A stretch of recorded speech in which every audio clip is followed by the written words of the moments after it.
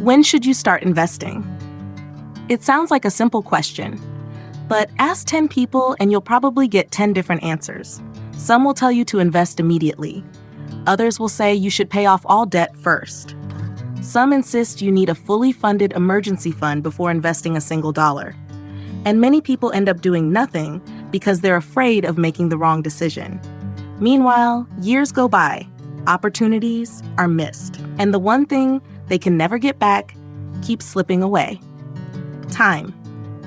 Because when it comes to investing, time is often more important than money. A person who starts early with small amounts can often outperform someone who starts late with much larger amounts. That's the power of compound growth. But before you rush into investing, there are a few critical steps that should come first. In this episode, we're going to answer the question once and for all: when should you start investing? And by the end, you'll have a simple framework that tells you exactly where you stand. One of the biggest mistakes people make is treating investing like a magic solution. They think investing will fix their finances, solve their money problems, create wealth overnight. But investing is not a substitute for a solid financial foundation. In fact, investing before building that foundation can sometimes create more problems than it solves. Imagine trying to build a skyscraper on unstable ground. No matter how impressive the structure looks, eventually the weaknesses underneath begin to show. The same principle applies to personal finance. Before you focus on growing wealth, you need to make sure your financial foundation is stable. That's why I like to think about investing as a sequence, a series of steps, each one preparing you for the next. Step 1, build your first cash buffer. Before investing, you need breathing room. Because life happens, unexpected expenses show up, cars break down, medical bills appear, appliances fail, work situations change. And if every surprise forces you to reach for a credit card, investing becomes incredibly difficult. That's why the first step is building a small cash buffer. Not necessarily a huge emergency fund right away, just enough cash to create some financial stability. A month's worth of essential expenses is often a good starting point. The goal isn't perfection. The goal is avoiding financial panic. Because financial stress causes people to make bad decisions. And investing works best when you can think long-term instead of constantly reacting to short-term emergencies. Step 2, eliminate high-interest debt. Once you have some cash set aside, the next step is tackling high-interest debt. This is where many people make a costly mistake. They get excited about investing while carrying credit card balances charging 20% interest or more. Let's think about that. Imagine someone offers you 2 choices. Option 1, earn an average return of 8% by investing. Option 2, eliminate debt costing you 20% every year. Which is better? For most people, eliminating the high-interest debt is the obvious winner, because paying off high-interest debt is effectively a guaranteed return. There's no market risk, no uncertainty, no volatility. You're immediately improving your financial position. That's why high-interest debt is often one of the biggest obstacles to wealth building. Before chasing investment returns, stop the financial leak. Why debt changes the equation. Think of your finances like a bucket. Investing adds water to the bucket. But high-interest debt creates a hole in the bottom. You can keep pouring more water in, but if the hole is large enough, you'll struggle to make meaningful progress. Fixing the hole often provides a bigger benefit than adding more water. That's why many financial experts recommend prioritizing high-interest debt before aggressively investing. Not because investing is bad, but because debt is expensive, and expensive debt can quietly erase much of your investment progress. Step 3, build a real emergency fund. Once high-interest debt is under control, it's time to strengthen your financial safety net. This is where your emergency fund becomes more important. Most people should aim for several months of essential living expenses. Exactly how much depends on your situation. Someone with a stable job may need less. Someone with variable income may want more. Business owners often prefer larger reserves. The purpose of an emergency fund isn't to generate returns. Its purpose is protection. It protects your investments from being liquidated during difficult times. It protects you from taking on new debt. And perhaps most importantly, it protects your peace of mind.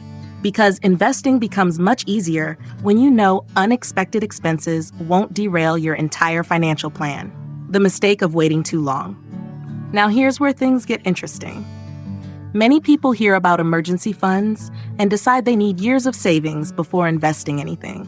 That's a mistake too, because waiting forever carries its own cost, opportunity cost.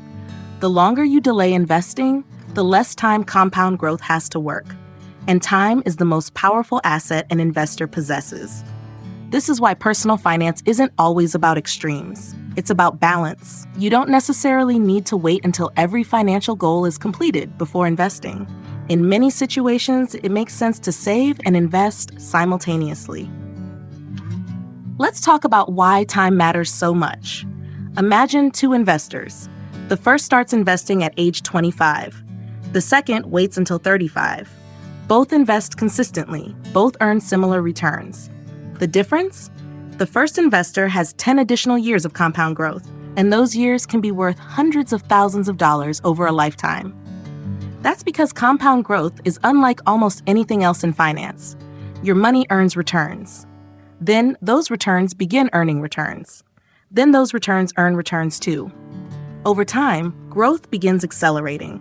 At first, progress feels slow. Then suddenly the numbers start getting much larger. Not because you're investing dramatically more, but because compounding has had time to work. That's why waiting can be so expensive. When saving and investing together make sense.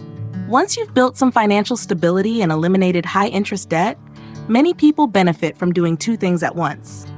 Continuing to strengthen their emergency fund, while simultaneously investing. This approach allows you to maintain momentum in both areas. You're increasing security and building wealth. At the same time, this balanced strategy often works well because it recognizes two important realities. You need protection and you need growth. Ignoring either one can create problems. The goal is finding the right balance for your situation. Let's address a few excuses that stop people from investing. I don't have enough money. You don't need thousands of dollars to start. Consistency matters more than size in the beginning. I'll start when I earn more. Many people say that for decades, then discover they never actually started. I need to learn everything first. The reality is that investing is a lifelong learning process. You'll never know everything, and waiting for perfect knowledge often leads to endless procrastination. The biggest mistake isn't usually starting too early. It's waiting too long.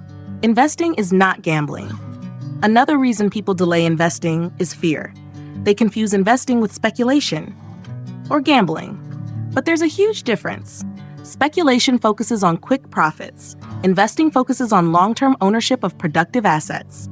Speculators chase excitement. Investors focus on patience. Speculators try to predict short-term price movements. Investors focus on long-term growth. Understanding this distinction can dramatically change your mindset. Because successful investing isn't about getting rich quickly. It's about becoming wealthier steadily.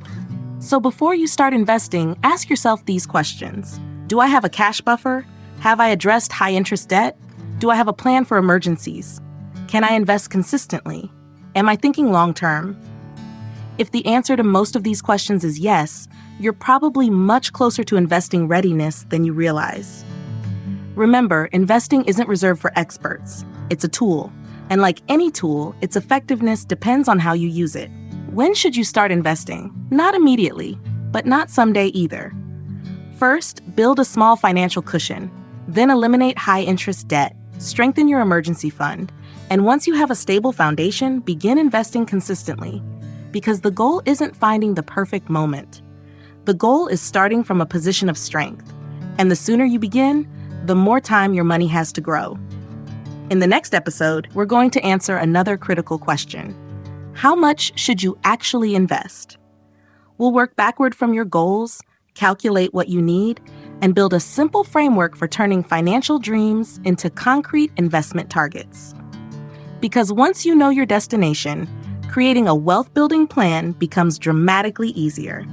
I'll see you in the next episode.